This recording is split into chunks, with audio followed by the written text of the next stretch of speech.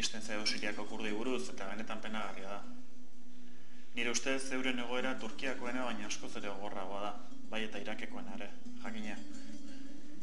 Sirian 2 milioi inguru direla kalkulatzen da. Nolanahi, zaila da datu jakitea, Damaskok ez baitu onartzen kurdurik badela Siriako mugen barruan.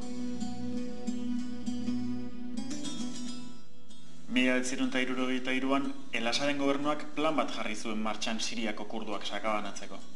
Turkiako mugatik 10 kilometrora zeuden kurdu asko kanporatu zituen Damaskok, eta hoien lurrak hegoaldetik bidalitako arabiarrek hartu zituzten. Gaur, 1,5 milioi lagunen egoera da hori. Euren izena besterik adierazten ez duen dokumentu gorri bana dute. Atzerritar jatorrikoa direla aipatzen du paperak, baina ez kurduak, ezin dutela Siriatik alde egin ere jartzen du.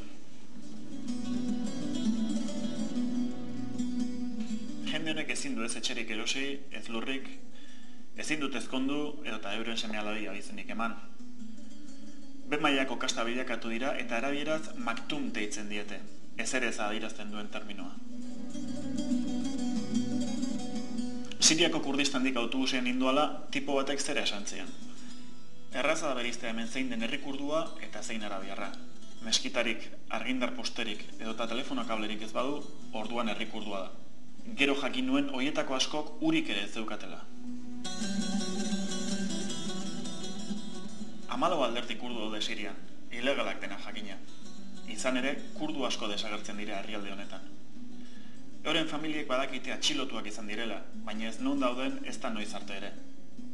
Antza informazio hori sobornoen bidez eskuratzen da. Honela, 6.000 euro ordaindu zituen familia batekin hitz egin nuen. Euren etxea galdu zuten bere semea Damaskon zegoela eta bizirik jakin ahal izateko. Asadtarren dinastiak 55 urte eman ditu jada boterean. Jarraitu bitartean, etorkizun gorriari ekin beharko diote Siriako kurduek.